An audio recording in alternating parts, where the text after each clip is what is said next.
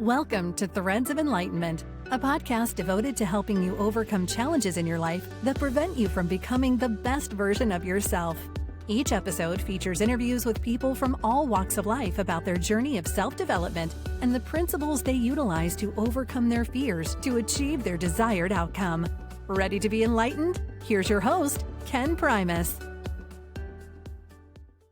Welcome to another episode of Threads of Enlightenment, guys. And you know, this is one of my favorite point and place in the interview, if you will.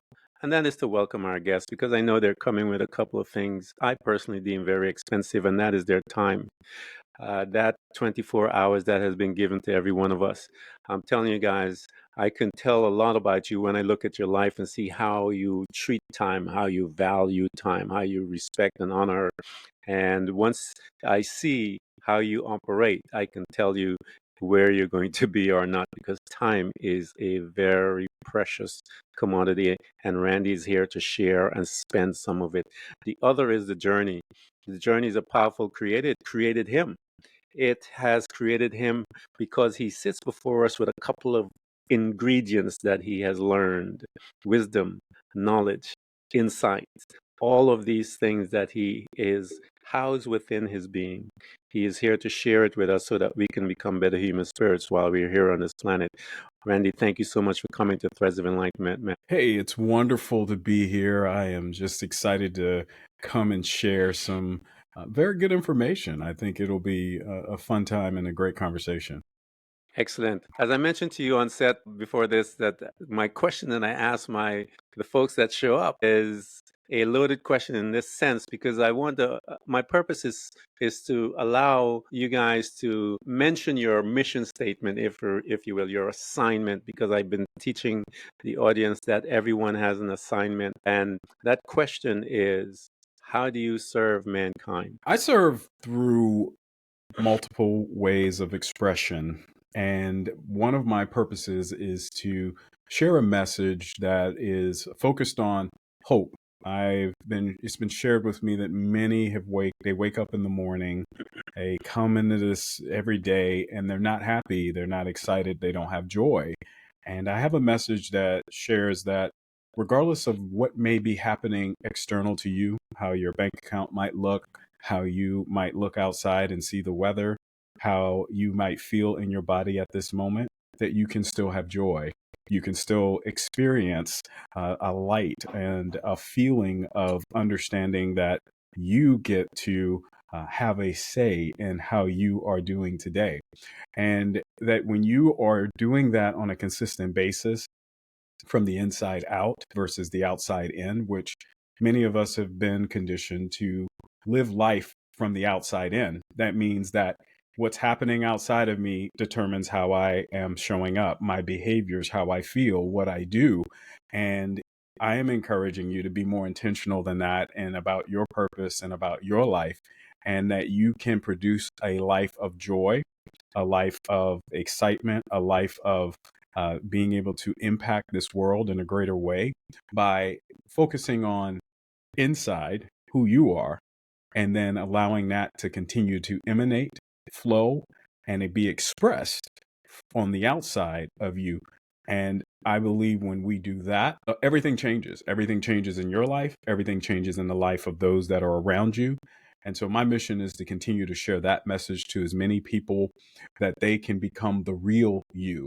That means that this is not some fake or you that has a mask on, that is acting or just showing up the way you think others feel you should show up in situations, but you are going to show up as the authentic you, who you are, and understand and be really grounded in that, and understand there are tools and techniques for us to consistently show up that way. And so that's part of my mission and part of my message. And I want everyone to be able to produce on the purpose that they were born to do. Yeah, I love that, man. I believe that's pretty much our assignment, is to make everyone aware of who they are, not and that is they meaning from the inside out. Your house is your house. It's a container that has been created to house you for a period of time until you vacate. but you still exist beyond your house, going back into the ground. So that's what Randy is talking about, and that is the authentic self. That is who you are, and that individual is a powerful individual. That individual can change lives and affect the world, because we have seen that through history. And so I'm so honored to have him, that we can have this conversation about that. Randy, one of the customs that we do here is go back in time and tell people that time we can access that time machine via the memory. And we go back in and we're going to visit a couple of spaces that we reside for a short while as we're moving through our life to quote unquote our independence, where we step away from mom and dad and we're out in the world, thinking we are the bad boys of the planet, and then find out life is out there to greet us and to give us a couple lessons that is vital to the whipping as we get older and we move through life. So talk to us about your family. What was your family unit like? So I grew up in a home where we had two parents and I had two younger brothers. I'm the oldest of three boys. We were just having fun, enjoying life. And as a child, I was a very inquisitive child. So that means I was outside playing in the dirt, playing with animals, whatever I could do during that time. And I found some friends. I had a really best friend, a good friend of mine. We would often come up with these great imaginatory type things that we would do in the backyard, and we would have fun and enjoy and create in the backyard. So I would take tarp, and we would take rope and tape, and sometimes we would come up with these ideas together, and we build something in his backyard. And sometimes he would tell me, "Hey, this is my idea. Can you help me build it?" And then Yeah, sometimes I would come up with an idea and he would build it. And I kind of yeah. like that the best, because I was like, I think if I come up with an idea, him putting it together, that was pretty cool. I started seeing reality come from an idea. And, we're 7, 8 years old. And we're creating these worlds, whether it's Star Wars or something we saw on television. And during that time, I was inquisitive about, hey, some of these things that we have in our mind, they do become reality, even if it's something that I directly work on or go through. And so that helped me through life, just trying to provide some inquisitive nature about these things in our minds can become reality in this 3D world. But of course, you're forming at that time as you're going into school. And during school, what I learned was that if you make a mistake, that you're supposed to get things perfect, otherwise you get punished. And Yeah, this is something I learned early. I can remember being in kindergarten, just sitting down, and they told us, "Say, you go sit on this line, crisscross applesauce, and if you don't conform, then you get punished." yeah. And that kind of followed me throughout a long time in my life. Is like, wait a minute. So if you mess up, if you don't get it perfect, then you've got you're going to get in some kind of trouble and not conforming to what everyone else is doing, even though it didn't feel right, Hmm. because it felt at most of those times that I was supposed to be doing something else, or I was supposed to be able to share something at the time. But if you didn't conform, you were going to get in trouble. So that is something that throughout the journey, I believe it was imprinted and it was there for a very long time. And, go all the way up until, teenage years, college or whatever. And those things seem to drive you. And Yeah. inquisitive nature and the imagination, it was still there, but it was, to me, blunted, because if you didn't conform, you can't be as creative. And it was a back and forth throughout my life. And as time went on, I usually tell this part of the journey is that one of my awakenings was my youngest brother ended up being in a fatal car accident at the age of 19. I Wow. didn't know what to do. I couldn't understand it. I grew up, watched him as a little boy, grow up. We even slept in my bed sometimes. We were very close. And I was like, well, is he going to walk through the door one day? Is something going to change? I was having a hard time grappling with this idea that he was no longer here. And what does that mean for me? What does that mean for my life? And it was probably about 6 months after that. It was around Christmas time. My mom, she brought a letter. I have the letter today. And that letter stated some information. She said she had never seen it before, and had got it off the computer and read it to me. And the letter was about me. I had many conversations with my brother. There were all kinds of conversations. I didn't think those conversations were getting through to him.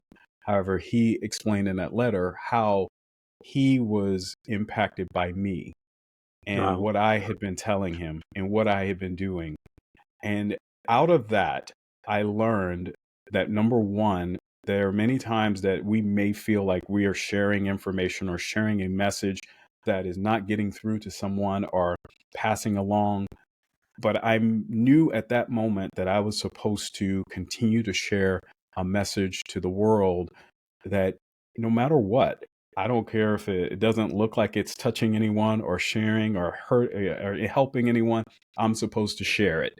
And from that day forward, I made sure that any means that I could, whether it was going to be, through speaking, teaching, writing, I'm going to share a message of hope to the world that you can move forward, you can have joy.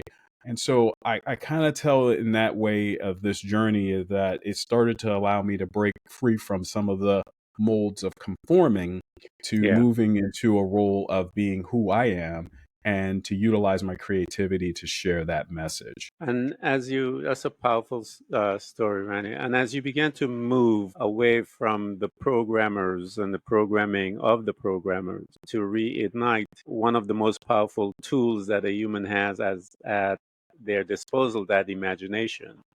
As you began to do that, how did the programmers, began to respond to you as you were slowly beginning to regain your identity, as you saw that from this incident with your brother, that you had to speak, you had to share, you had to break the mold, the conformity, if you will?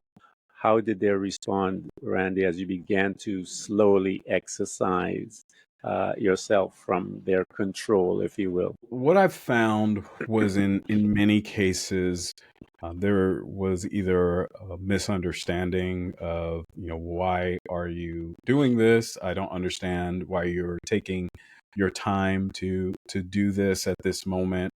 Maybe there is a particular vision or project that you're working on, and during that time, maybe a person doesn't quite get why you are saying what you're saying or doing what you're doing. And in those moments, there's opposition. And I talk about this all the time is that the two major oppositions you may end up having is internally within Hmm. yourself, which Definitely. sometimes that fight and that battle is based on all of the patterns that you have been programmed with. And so in my profession, I'm a programmer, I'm a software developer. So when we program computers, we put them in places, we give them algorithms, and what they do is exactly the algorithms that you do and you have. And what I found in myself was I would sometimes go to those programs for comfort. I would go to those programs because that's what I usually would do. Well, when I Yeah. started saying, you know what, this is not where I'm going to go, and so I started reacting different to Hmm. situations where people thought I was supposed to react in a different way. Yeah. Whether it was, you're supposed to be completely upset at this moment. Yeah. And I'm like, no, I am not upset at this moment. Yeah. I'm disturbed. I have feelings about the particular situation, but my reaction is not going to be some behavior that is out of control. I understand that this may hurt at this moment, but it's not the space where I'm having to outburst. I Yeah. understand what's going on at this moment. And that shifted and that changed because, and you are acting differently than maybe what I call quote unquote unwritten social norms. Hmm. And sometimes those social norms are unwritten, and we are being controlled by those things, or we're being activated by them, even when we are unaware of them. And Yeah. but when you become more aware of what is actually happening, you can react in a different way. Yeah. And that's what I began to find out, is that those who quite may not quite understand, or are continuing to be controlled by their patterns, or by the way that they typically would see things, they wouldn't quite understand, well, how could you have this reaction at this moment to what's happening here? And I'm Yeah. like, it doesn't affect me. And Yeah. they're like, how could it not affect you? So, how did you begin to change that mindset, Randy? Because it is a mindset that one receives as we are programmed. What did you bring into your life to help you make that switch? Because people are looking at you and say, "Hey, you should respond this way." Because it takes a degree of discipline for one to not revert back to the old ways. But we also have to bring something new inside to help us not to revert back to the old ways. What did you begin to bring into your life to started to shift your mindset and cause you to react in a way by which they are looking at you going, "What's that? How did you begin to make that happen? And what did you bring in?" So I will jump off of something you just said. You said the discipline and practice. So when I was younger, I played baseball, basketball, and I learned that through, if I wanted to be better at basketball, for example, I needed to practice. I needed to practice how to dribble. I needed to practice how to, move or shoot. Or if it was baseball, I needed to practice how to throw or hit. And that consistent practice would make me better over time. Hmm. So the thing that I did, and I do till this day, is it's through prayer and meditation. And Yeah. there's a difference for me for prayer and meditation. Prayer is the idea that I'm going to communicate with my source, my creator, and we're communicating at a level that I can, begin to say, hey, I have a heart that's here in me that is going to share with me information. But in order for me to listen, I got to have time where I meditate. Yeah. Meditating is that actual listening. And so the communication can be through prayer, and then through meditation. I would do a consistent practice of that every day. I wake up early in the morning before everyone else wakes up, and I consistently pray and I meditate. And through that, there's a greater awareness of, in all situations, you do not have to react in a particular way. And then you get to see at a larger sense, what this world is really about and who you are in Hmm. this world and what's going on. And sometimes how, the particular program, or maybe the thing that you had been going off of, was not the perfect way for you to respond to a particular situation. Became more aware of who I truly was, and listening to the actual heart of who I am in more cases. And it's just through practice. Do you get it right all the time? The answer is no. But Yeah. as time went on, you begin to change. And I believe that if you keep taking the small steps, over time, they do become big, and you become a completely different person as that time goes on. And the other thing that I would do is journal. So Yeah. I write down, every day, what are three things that I'm grateful for? Yeah. And I try to do that every day before I go to sleep. What are those three things? And then secondly, in the mornings, I put down my intention. What is it that I hope to accomplish by being here today, and at a greater level? Then I can look back and I can see that through my intention, through my prayer and my meditation, and through my gratitude, that my life begins to change. And guess what? Those who are around me begin to change, because I'm no longer just being run by a program or by something else. but I'm walking with intention to have a life that is full of joy, full of peace, full of excitement that I am intentionally working off of with my purpose that I was born for. I was uniquely designed for. No one Yeah. else was born this way that I was born, that now I get to share that with the world and be creative with it. And it is a different way of looking at it, and I enjoy it every single moment of it. But it's that discipline and that practice Yeah. that makes the difference. It discipleship or discipline changed the world because Jesus has made a statement. He says, "Go into the world and preach the gospel and make disciples." Disciples change the world. Um, and I tell people, members just fight for seats, but the disciples will change the world. And that's what Jesus was interested in. Randy had talked about a couple of things, guys. And Randy, I always invite my listeners because that's how we all start. And you had mentioned meditation. Meditation is one of saved my life. I start my day similar to you.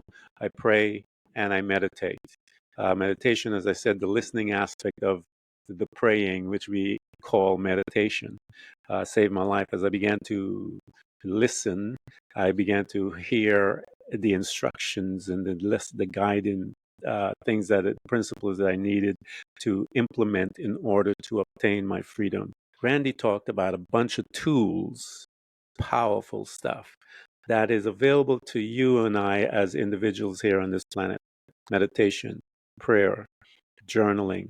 These are some powerful things. And then he added another, gratitude.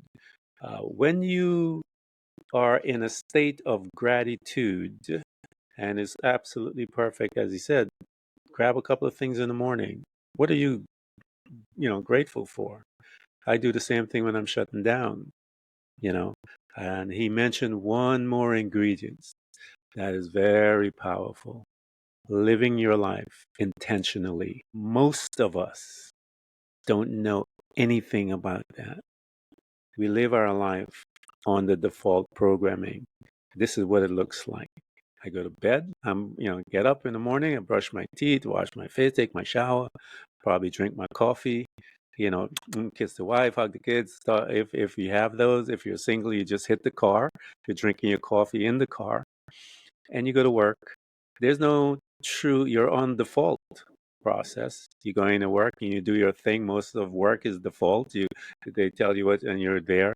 Then you come back home. Where is the intentionality? And what happens to most of us, Randy, is that 20 years go by, 30 years go by, and we realize one day we wake up and go, what in the world is this? Because we haven't lived intentionally. When you bring the intent into your life, it gives you a degree of purpose. It'll give you purposefulness. It also makes you, Randy, makes you accountable to your Yes. day. And when people become accountable, things happen. And Ken, one thing that really kicked everything off is I did find we've called them programs, but to me, it was like I had a lot of garbage. And Yeah. if you think about having a bunch of garbage, if you're carrying it around, at some point, it's going to come out and it's going to stink. Mm-hmm. And if you can't begin to get rid of the garbage, and this is where I find a huge key. If somebody wants to really start, the starting point is to start to see where that garbage is in you, and to begin to let go of that garbage. And so letting go or forgiveness becomes a major part Yeah. of being able to fully release and move into this more authentic, real life that you need. And I found that the world tells us in order to have more, you need to get more. Yeah. And I found that in order to have more, you need to get rid of Yeah. as much as you can of some of the things that had been shared to you, the things that you have grown up with, the traumas that you've had, the things that you have continued to kind of roll off of. And when you begin to let go of a lot of that garbage, then a lot of that stinkiness that may have come up as sometimes anxiety, depression, anger, guilt, shame, all of those things, they are lessened when you let go of all of that in your life. And that process is something anyone can start, today, and then start utilizing some of the other tools, because in order to get to intention, you got to let go of some of the garbage Oh, that's yeah. within you. I think sometimes people are moving straight to intention and affirmations and all of these things, and they forget that they're full of a lot of the garbage. And if you start with getting rid of some of the garbage, then you can put in more intention. You can put in more Yeah. intentionality in your life and see it come out as that beauty that you are intending to have in your life. Yeah, forgiveness is done from a place of strength. It's not a place Yes. of weakness. And most people think it is from a place of weakness. It is not. And when you begin to become, learn to forgive yourself, because as I said, you and I are the biggest monsters to ourselves.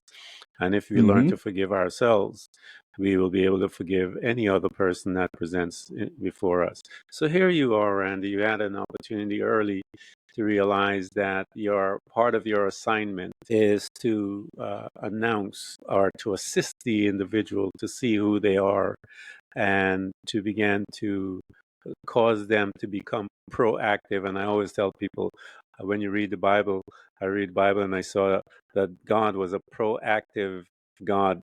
He was not moved by anything. He had planned everything before.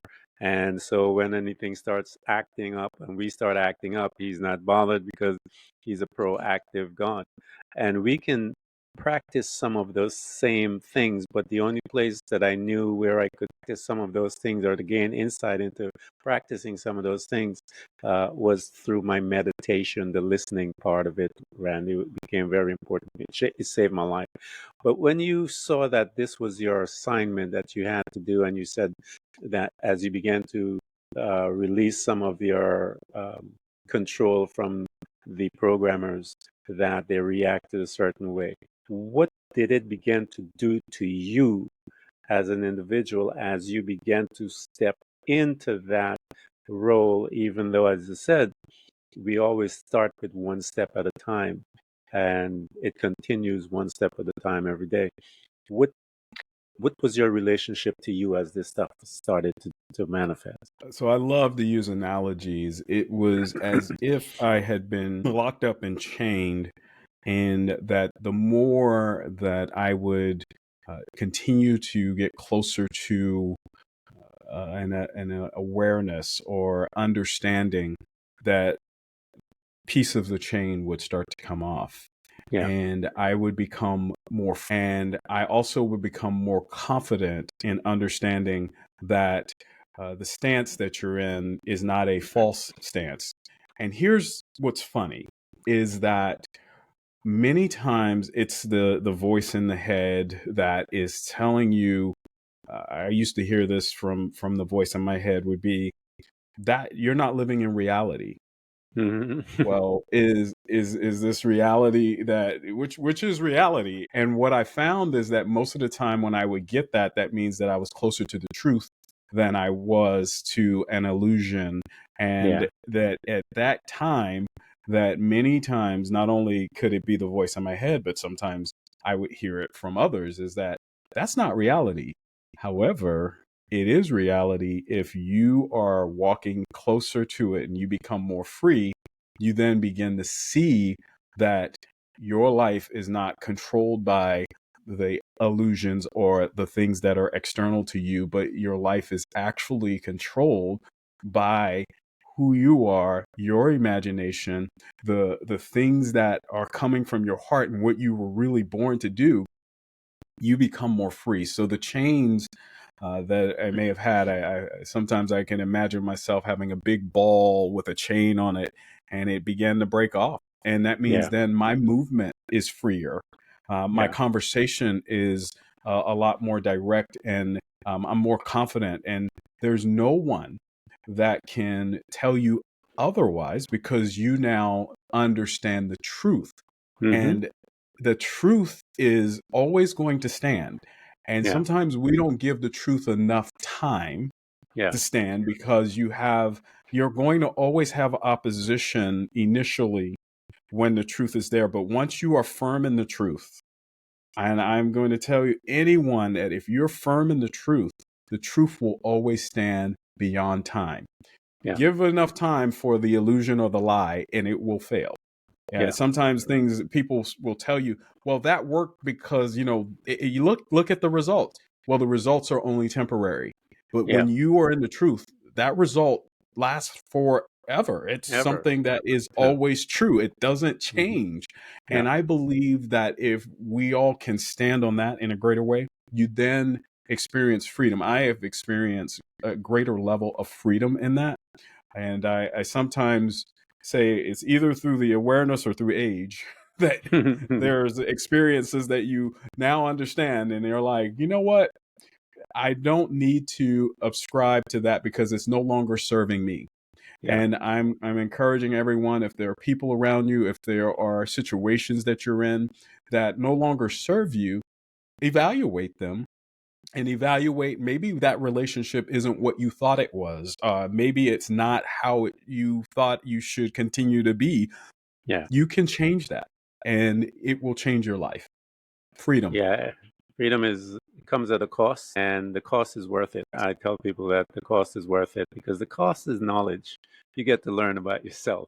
And as you get to learn about yourself, you begin to interject into your life certain boundaries, certain protections, and certain things that are there to design to guide you and make life, as Randy said, those things that don't serve you. And most of those things are relationships. And you have to reevaluate those relationships to see the purpose of those relationships. And once you begin to get some insights, um, you will do the right thing and you will see as you move through one phase. Not everyone is there. I always tell people there are people present in your life, and you have to be aware enough to know the length of time and where they place in your relationship in your life.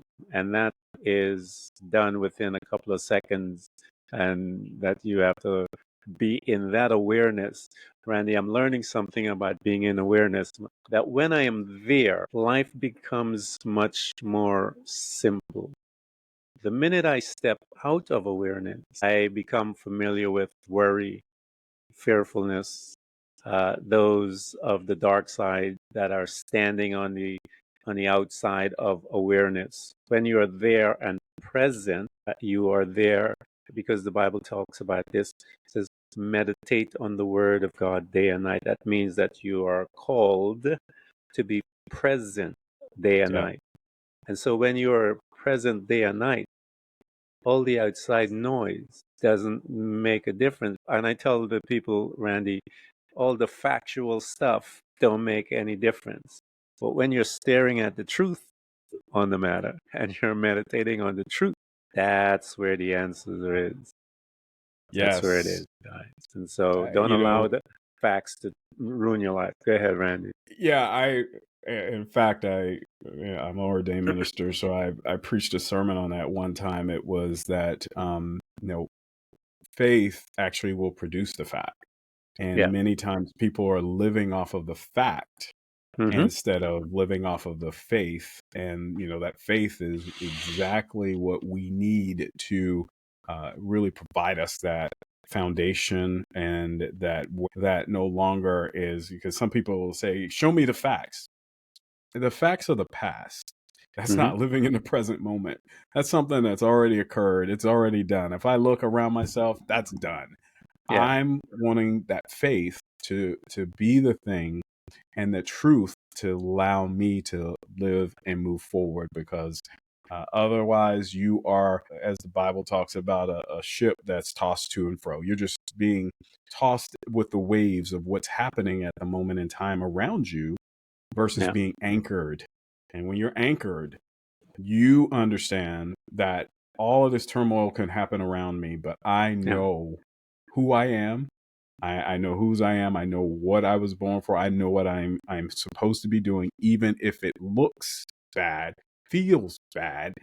It's still, I know why I'm here and I know what I'm doing. Man, we had prophets that were sawn in half, and they were in the perfect will of God. We had a couple of boys that were thrown in the lion's den, and they were in the perfect will of God. And Yep. so His promise is, when you're going through the fire, you're not going to get burned. When you go through the water, it's not going to overpower. He's there with you in the midst of all the madness. And I think many of the ministers today, they preach a sterile gospel, and it has nothing to do with the truth. And as you were talking about facts and stuff like that, we had Thomas says, "Let me stick my hand in that. I can get the fact on things." And Jesus looked at him and says, "Blessed are those who gonna believe, and those are the ones in faith and not see." Yep. And so it's a different level of a relationship as to even that they got the blessing as a result of their faith. And so I try to explain to people about faith, the ingredients that is moves God. And when he sees it, he gets all excited. And we have documentation of that when Jesus walked this planet, and as how faith excited him and excited God. So here you are, and as you're moving through and God is showing you things about you, I know he's going to have to talk to you about the podcast and other things. He has to move you through to have your voice heard as he's moving you through, and he has called you. One of the things that I use, Randy, to illustrate to people the importance of finding their assignment is the story of Jesus Christ walking, and you have his disciples are in a boat, and these guys are fishermen. It tells you, you read it. These men are Yes. Yeah. fishermen, and they were doing their. And Jesus looked at them and said, "Hey guys, come and follow me. Let me show you what your assignment is." And they jump off those boats and ran and followed this man because Yeah. he had promised them that he was going to show them what their assignment was. Those men changed the world. Those same fishermen that were in that boat that jumped out, when they found their assignment, ran, things happen. And so as God is pulling you, he located you, he showed you his assignment. Now he has to amplify your voice, if you will, as he begins to move you towards this platform. How did that happen, Randy, and how did you put it together? Name, the program stuff. How did all of that stuff started to manifest, knowing that God is directing your path? It's interesting because the title that you see of my book, which is Produced on Purpose, came years before I was teaching a Bible study. And during that Bible study, I did a series. And for multiple years prior to ever being a thought of a book, I had done that. And that had come at the time of just sharing that God intends for us to produce on the purpose that he has put within each of us. The actual creation of the book came during the pandemic. My wife was like, "You said you wanted to write a book for a long time," and she She said, called you out. let's go to a coffee shop." Yep, she said, "Come on, let's go to a coffee shop." And I said, "All right," and I put together an outline of actually multiple books, and this was one Yeah, of the books that came out of it. I thought I was done after a year, and the book just did not read right, or didn't flow right.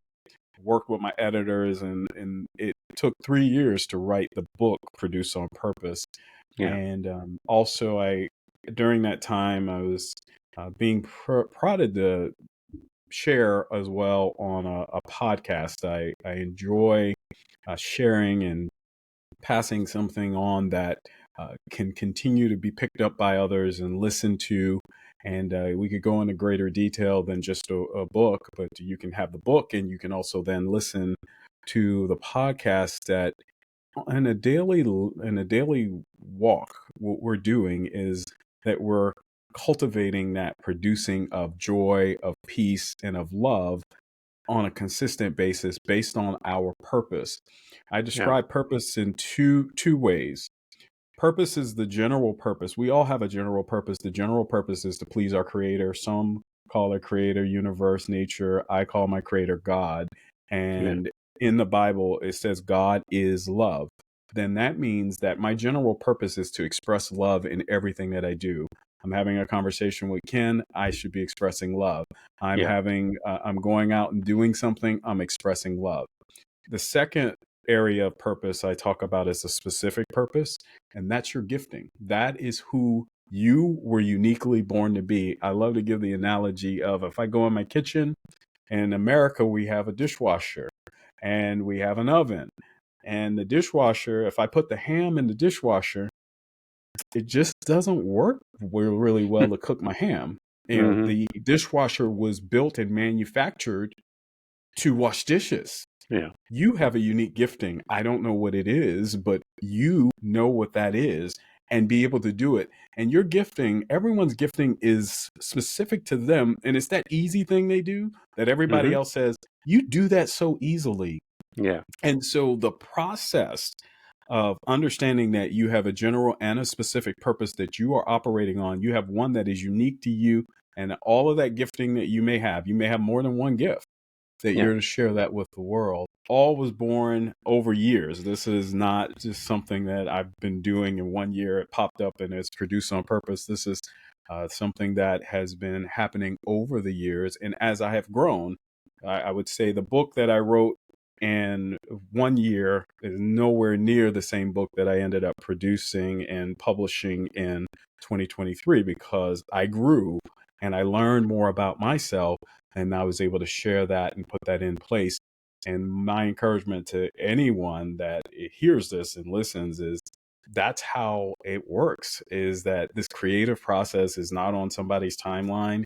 It's on the Yeah. timeline for you to be able to share on your journey.